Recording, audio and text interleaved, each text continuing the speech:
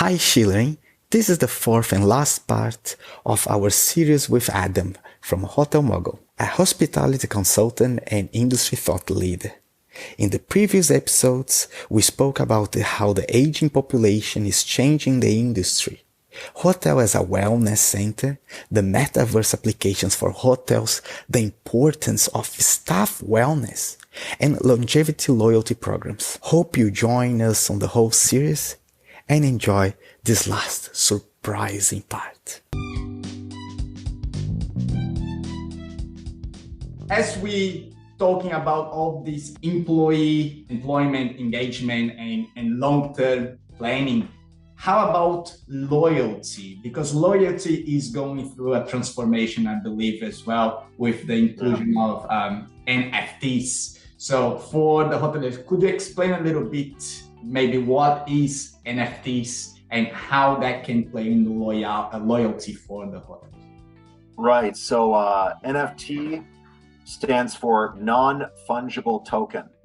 And therein lies the problem with the term in terms of understanding it, because no one really uses the term fungible and no one really uses the word token in common parlance. So token is a coin or a symbol for representing value. And, technically the money in your pocket, they used to be gold coins and silver coins. Now they've been clipped, as they say. And they are tokens of value. Same thing with the physical cash in your wallet is a representation, a symbol, a token of value that is backed by the government, whether that government is a nation, a body like the EU or ECB, or here in North America, the Canadian government, the US government, and the Federal Reserve. That's what token is. Fungible simply means interchangeable.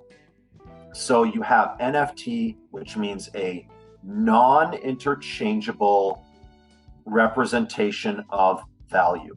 So it is a unique identifier of something else, and that uniqueness is preserved by blockchain technology, which is a hyperledger where every single transaction is recorded relative to the previous transaction using what's called algorithmic hashing, which is advanced mathematics to ensure that blockchain is never broken.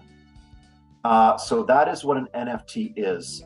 And really how it applies to loyalty is the next generation of loyalty, whereby as NFTs are understood and more readily used in a convenient manner, you can then do some interesting things with these NFTs, where right now loyalty is governed by points and redemption of those points with a lot of middle management in between.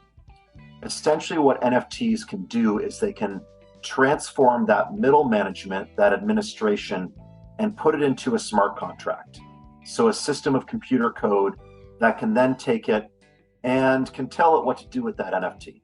So the NFT, what you see right now, the hype circuit, is the little JPEG that people were flaunting around. Bored apes, mutant apes, crypto bats, all those little things are regular people are like, huh? Why is this worth $1 million? The answer is it isn't, as is being revealed by the bubble bursting, which is very entertaining to watch, and we can get into that. But really what we're talking about is that little JPEG is the representation, the visual identifier for the code that underlies the NFT. And what that code allows the NFT owner to do. So in a hotel sense, you could have an NFT, they purchase it, they get a nice little JPEG, and that NFT could say, all right, you own this, you're going to get exclusive access to same-day upgrades, to first dibs on pool cabana at a reduced rate. You could have a NFT exclusive private lounge at select locations. You can have access to a hotel that we've built in the metaverse. You can get private shuttles to and from the airport. You can get an exclusive drink or a free drink every time you arrive at the restaurant. The sky's the limit. And because you're using smart contracts to govern all this, this is all composable, as they say, and you can do it with relatively easy administration and reducing the middle management. Another key benefit therein is you can code into the smart contract reseller fees or royalty fees, whereby that unique identifier, that NFT, can be resold on a secondary market by its current owner to a new owner. And every time it's resold, that smart contract can say, all right, whatever the value it's sold for, hotel gets 5% of net sale. It's creating a whole new economy. Yeah, it's the term there is marketability. Marketability not as in marketing, which is advertising and promotions, but marketability, which is bringing buyers and sellers together.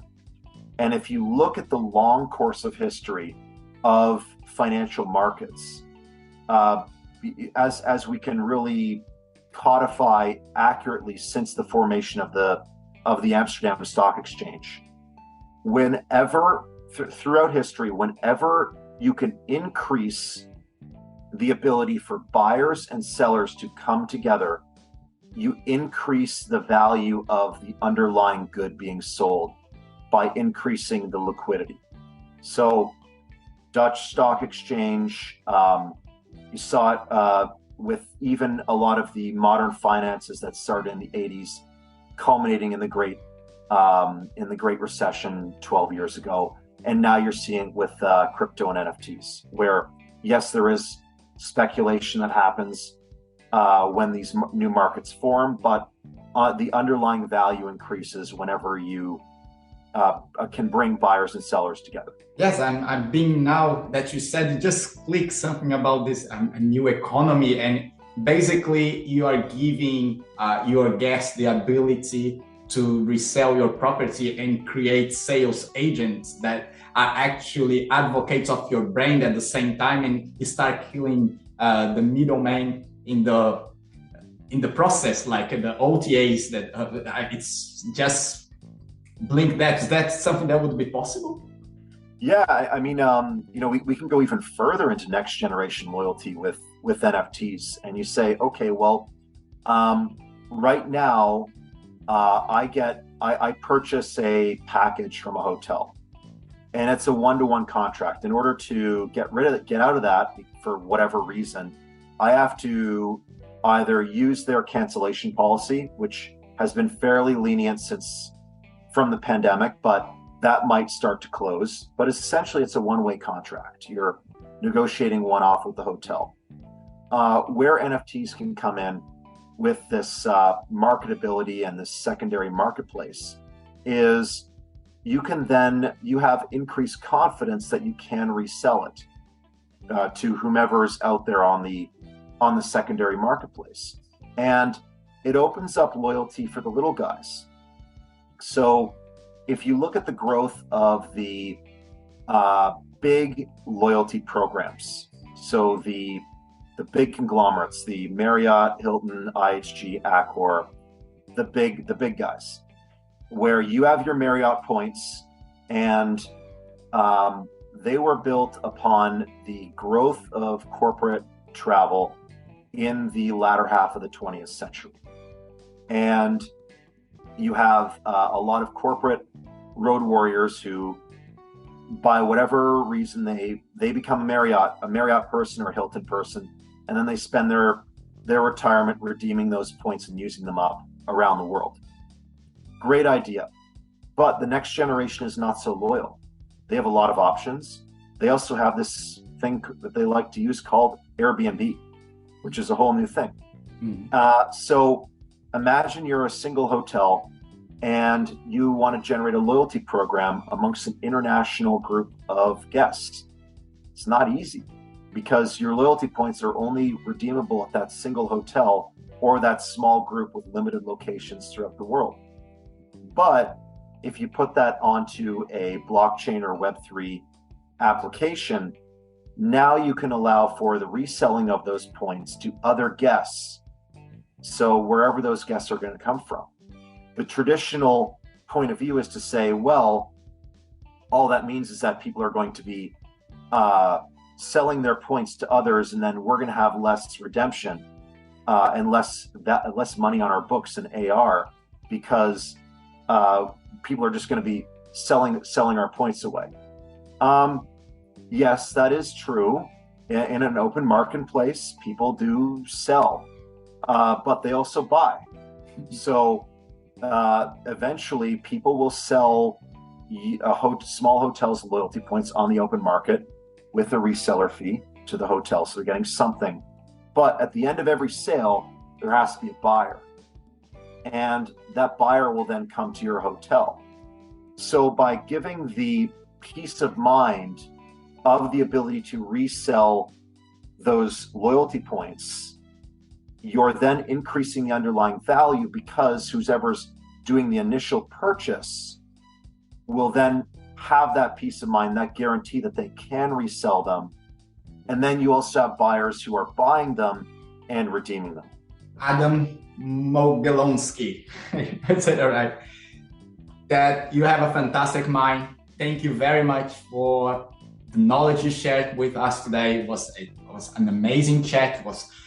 I'm quite inspired by that. And how can our audience, how can hoteliers find you and talk to you, hire you? So our website has a great repository of all articles that we write. That is hotelmogel.com. So Mogel, MOGEL.com. And if you want to email me, my first name's Adam, so it's adam@hotelmogel.com, and we'll chat. When podcast is out, the links will be there. It will be easy to connect with you. Maybe people can try to connect with you on LinkedIn as well. And it was a pleasure to talk to you. It was a pleasure to have you here in the show. Thank you very much. Thank you. Thanks. Bye.